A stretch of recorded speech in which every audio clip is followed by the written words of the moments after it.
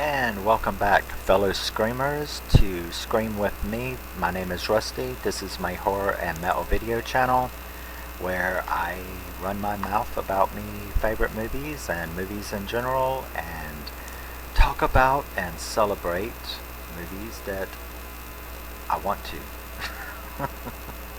And we're continuing now with the Killer Kid movie marathon that I've been doing, and we are going to take a look at 2019's A Hole in the Ground. This is a wonderful Irish horror movie, and I absolutely adore this movie. So we're going to take a look and discuss it and listen to Daddy Terror tell you another story, yeah? And this one is about The Hole in the Ground.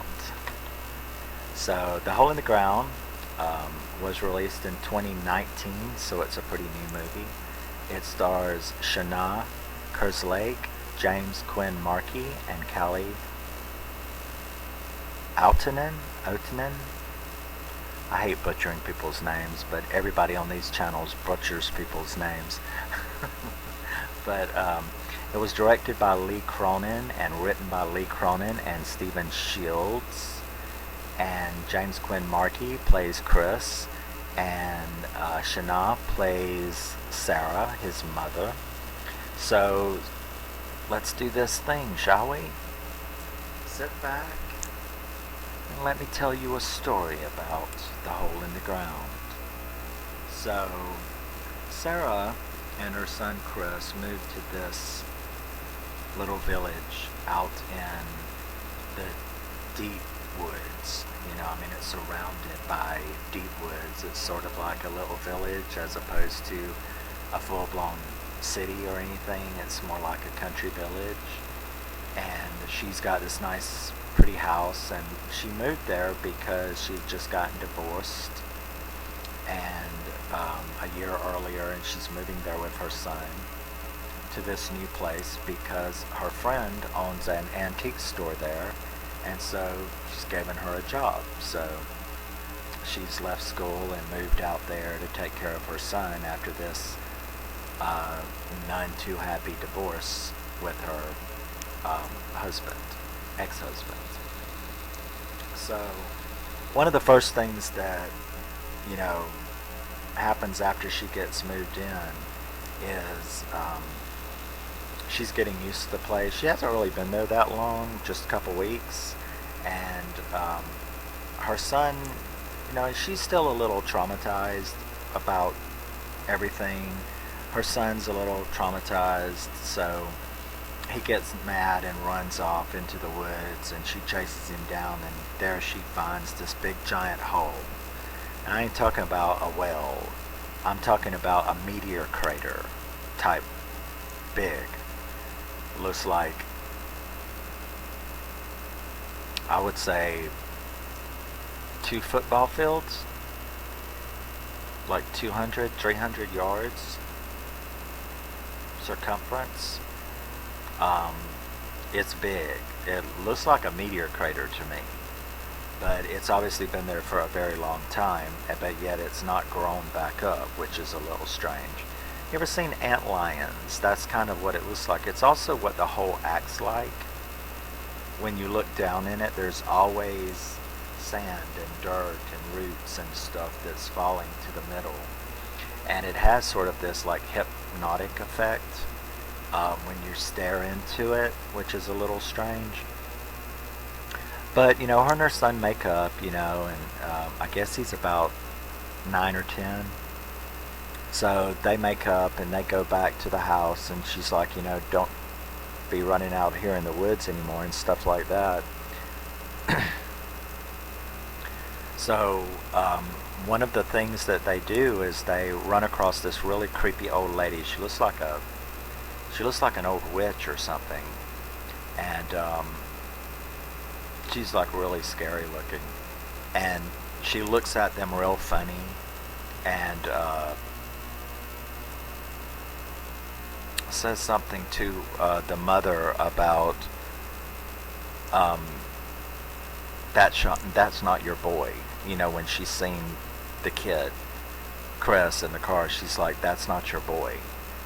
Now, by the end of the movie, you understand at that time he was. The woman was just traumatized from her own problems that we'll hear about. So, when Sarah is at a party with her friends, she mentions this old woman is mentioned, and they start telling the story about her, and they're like, no, I don't want to bother you with it. She's like, no, tell me. Sarah's like, tell me the story, because she had that had that experience with her on this road. So the woman proceeds to tell her that, like, a long time ago, like 25 years or something, 25 or 30 years earlier, when she was a little girl, there was a boy in the class that this woman, it was that woman's son, the old lady, and that she had busted into the schoolhouse one day screaming horrible things about the boy, and that she was dragged off by teachers and stuff like that and sent away to get help. And then when she came back home, a couple of months after she came back home, the boy was hit by a car, their car. It was her. She killed her own son by running him over, but it was an accident. That's what everybody says. So now that she's now been told this story about that old lady, and why that old lady may have said what she said, but it still was never mentioned about him not being her son. So she kind of kept that part to herself, and that's part of the story, So,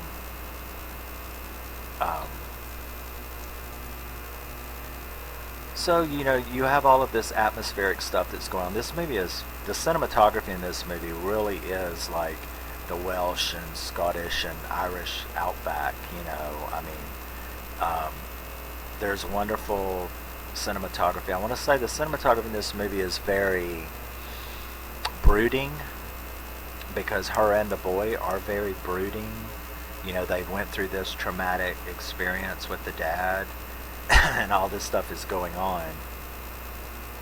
And so the atmosphere of this movie really matches the way the boy and his mom are acting. Very disturbed, brooding, depressed, not smiley, happy.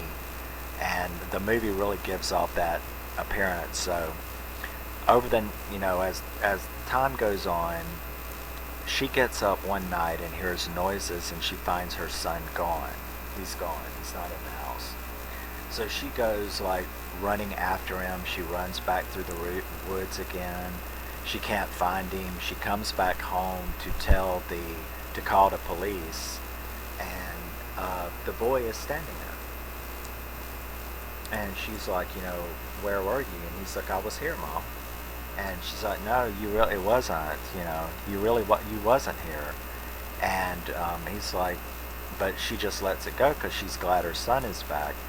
But that's when things start going wrong, because she begins to notice little things that probably only a parent would notice. And I'll tell some of them when we get to where it matters. But, she starts noticing little things, and just like that old lady, she starts feeling like something's wrong with her son, that he's not quite right, that he's not quite her son, seems to have changed in some way. So, checking my cheat sheet to make sure I don't get ahead of myself. She's also, based on, these little feelings and visions she's getting, she has went to the doctor, and the doctor has given her some kind of anti-anxiety medicine, and because she believes she's going crazy. You have that story of the old lady, and now she seems to be acting like the old lady. So, she thinks that she's going crazy, and to the point where she stops taking that medicine because she thinks that that's some of it, is her taking that medication. So she goes and decides that she wants to go, considering her own feelings and this local urban legend type thing about this old lady, she's going to go talk to her. So she stops by their house. And when she did, because just earlier, like the week before, this woman had went crazy on her again when her and her son, this was after he had gotten lost in the woods and she had come back home and he was there. She had a second encounter with this old lady where she wouldn't move out in the middle of the road, and then she came up and started doing the same thing again, saying that's not your boy, except this time she got a lot worse. She bashed her head into the window and stuff trying to get to the boy, and they took off. So a week later she's been having these visions, not feeling like it, and she thinks she's going crazy, so she wants to go back and talk to the old lady. So she goes back to the old lady's house, and as she walks up into the yard, it looks like the woman is digging in a flower bed or something. But when she gets up there to it, she realizes that the woman is dead, obviously all day, and her head is buried in the ground like an ostrich. So that was I don't think I've ever seen that in a movie, that particular image, but it's a freaky looking image to see someone dead with their head buried in the dirt. And this is interesting because this just came to me sitting here. I just saw a story about a missing person I watched in the true crime show. There was some boy out in the Midwest, for real, not a movie. There was some boy out in the Midwest who pulled his truck on the side of the road and disappeared, and a week later or something, they found him in the woods, naked. He had taken off all of his clothes and his head was buried in the dirt. So he was on his knees with his head buried in the dirt, and that's true. That's a true story. Wow. I just thought of that while I was filming this, because I remember thinking, it was in the last few months that I saw that story, and I thought, what the fuck? How do you bury your head in the dirt? But anyway, here it is. So she walks up, and there's this woman buried with her head buried in the dirt. So she calls the police, and all that kind of stuff goes on. The woman's dead.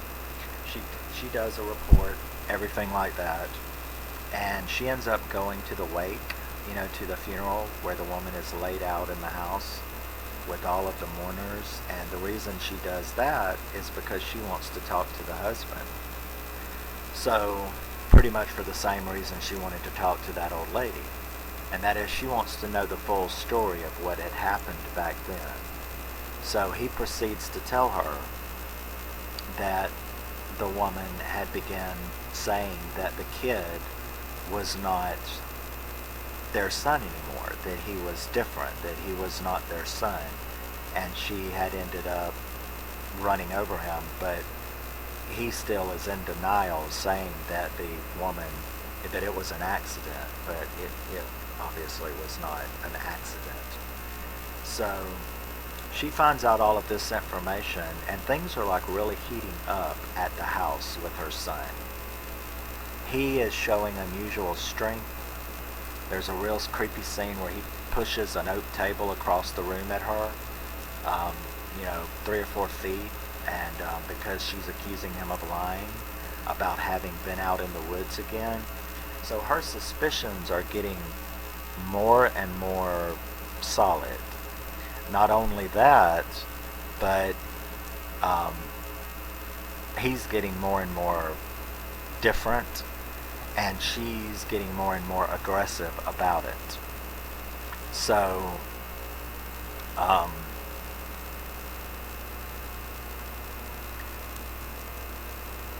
We're up to, yeah, I'm trying to think of that.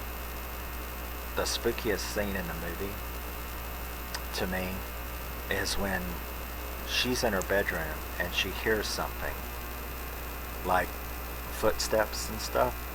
So she goes down the hall and she's hearing her son doing something in the bedroom, and she like looks through the keyhole, and then she gets down and looks up under the door, and here I am thinking that sick boy shit is supposed to happen to me again, but it doesn't. Instead, a spider crawls by, and you see the kid do that behind the spider, and then he holds his hands out, and you'd swear sometimes they made you, the viewer, think you saw stuff.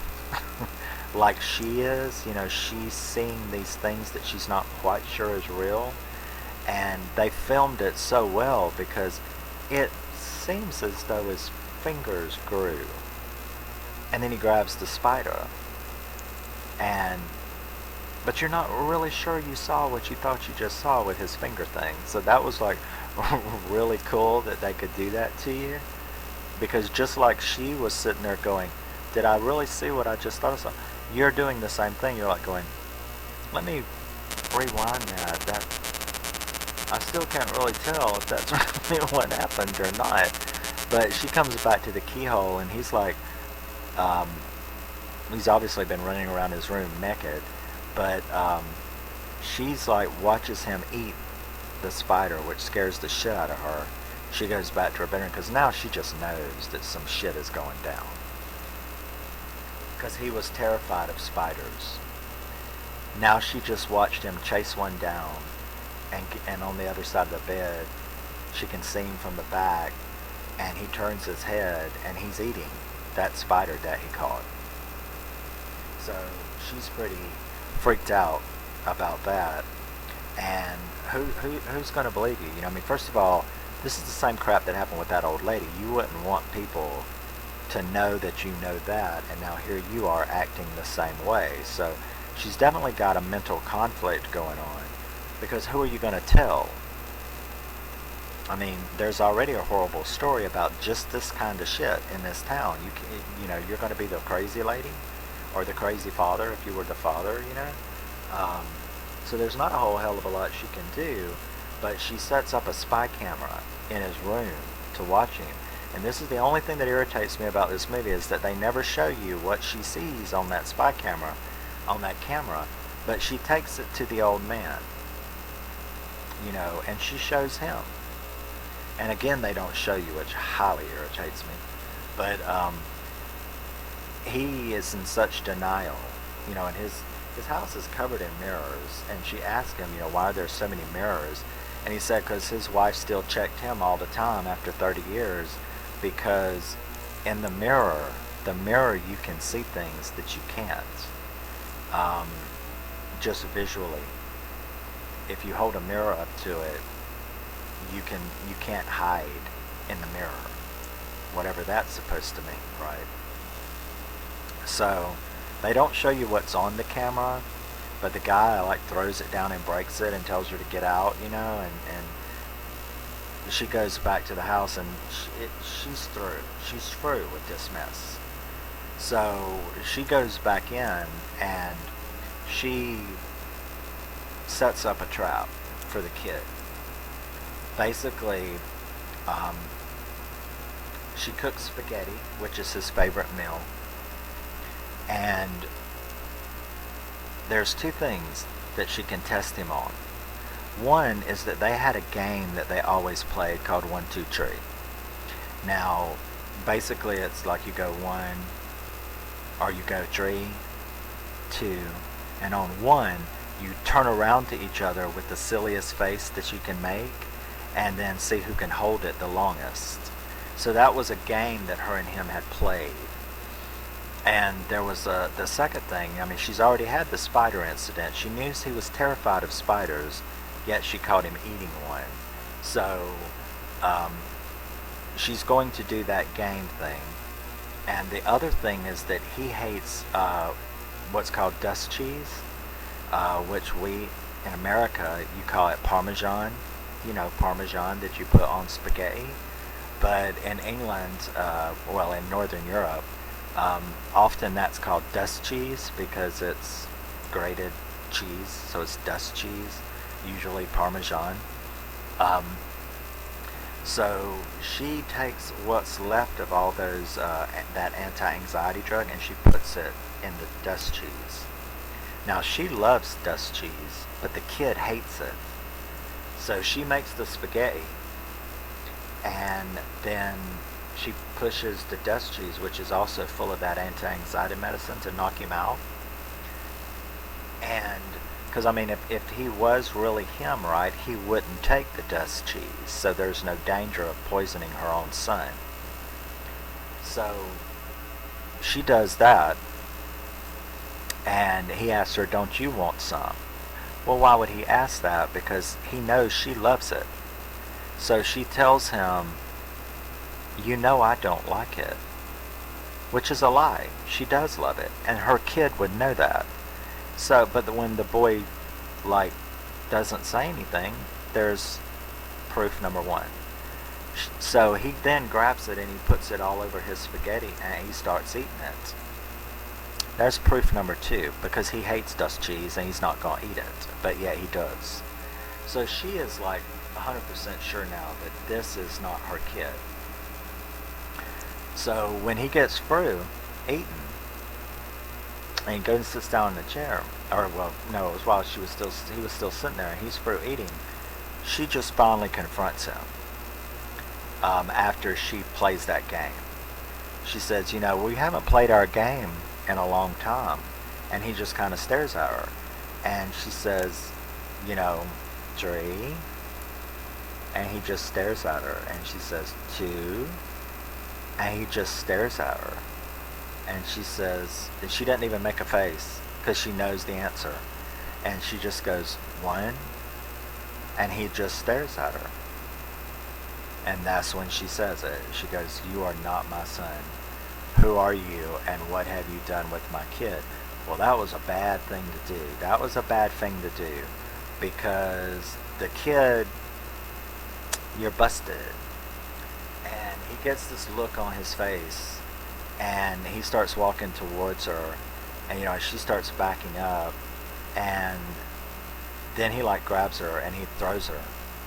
And the first one, she just like goes out of view behind the wall, and you're like, oh, there's that strength. But then, you know, you hear her going, you know, hey, stop, get your hands off of me. And then she comes flying across the room, across the kitchen table. And you're like, holy shit. You know, she was thrown, 30 feet from one end of the kitchen all the way to the other. And that was it right there. Next thing you know, she wakes up. And she, blurry vision, sees him doing something. And she realizes he's digging a hole in the ground. And he pulls her over there. And he buries her head in the hole, which lets you know what? What does that let you know? He's the one that killed that old lady and buried her head in the sand, in the dirt. Because remember, she had attacked that car after he had disappeared in the woods and was found back at home. So we have a little creature of some kind on our hands, right? So the mom, though, comes to and gets her head out of the hole because the kid has finally passed out. Remember? She gave him all that medicine in the dust cheese. So he passes out and she is able to get up. And she takes him inside because he's passed out, and she chains him up in the basement. And when he starts coming to, she holds a mirror up to his face, and you get this split-second jump scare of something creepy. It looked kind of like an alien of some kind. And she goes running out to the meteor crater, the big hole in the ground. And she lets it take her. She goes down into it, to the middle, where it, like a antlion, it sucks her down, and she ends up in this underground cavern, cavern type thing, labyrinth. And she starts going around. And remember, you know what I mean? Because like some of you wants to go a spaceship, but it's not. I mean, it's just underground caverns. So that's one of the things is you don't you know, they don't tell you and you don't know. Are these aliens? Is this where they landed? They've obviously been there for 30 years because that's when that other incident happened. How many of these people in this town are those things? That's what I want to know. So she's looking around in there and she finds a skeleton and it's missing a tooth, just like that boy that had been killed by the old lady, you know, 30 years ago. And then she finds her son, and he is thankfully still alive. He's been down there, what, a week? Starving. So obviously these things don't eat you or anything. They just take your body down there and store you and let you die or whatever. I don't know. But she finds his body and then she sees all of these creatures. And like I said, is it a terrestrial creature or is it an extraterrestrial creature? They don't really tell you, but we do have the meteor crater. Or did they create that as a trap? But why would they do that? They can just go get people if they want them, I guess. I don't know. It's strange. You just don't know. That's where it leaves it up to your imagination to try to figure out. So she sees all of these, like, alien-looking creatures. They look like... Trying to think of anything I could tell you that would resemble it. They kind of look like Jeeper Creeper without wings. You know, the Creeper and Jeepers Creepers, they kind of look a little like him, but without wings. But one of them does manage to touch her as she's trying to pull her son out through the caverns to get back up. And next thing you know, its hand turns human. And she looks right into her own face. So I guess these things need to physically contact with you and to then transform themselves. So I guess sort of like DNA or something. If they touch you, they can then become you physically. And she has to kill herself with the flashlight that she had taken down in there with her. So she gets out and goes back to the house. They manage to get out. She goes back to the house with her near-dead son, who has come to enough, you know, you can tell he's going to be okay. But she then goes back into the house and she sets the house on fire because she can hear the imposter in the basement, you know, crying out for her, you know, which was like really sad because what would you do? But you got your son in the car, so you know it's not your son. And she sets the whole house on fire and burns it down. Now, I guess a person could think, well, wouldn't she get in trouble for killing her son? But her son's in the car. If they were to find anything from this critter, it's a critter. It's not her son, so I guess if they were to accuse her of killing her son, right, she can say, here he is right here, because she's got her real son. And then that's where the movie ends, is she has left, which I agree with. She has went back to the city, got back enrolled in school, and has an apartment. And they show her in class, and then they show her going back to the apartment with her kid. And the boy's fine now. And from the inside of the apartment, she's looking at a camera, showing him. So obviously that's what she saw on that camera that the old man broke, was what she saw in the mirror. But the boy looks normal, and she, as it pans out, you can see she's got mirrors all over the house like that old couple did in the village. So obviously she's going to be paranoid for the rest of her life like they are, because these things can't hide from the mirror, obviously. So she has her house covered in mirrors, probably to Well, I mean, after you found out something like that, what are you going to do? Tell the National Enquirer? There's really nothing that you can do, right? Except be thought of as a loon.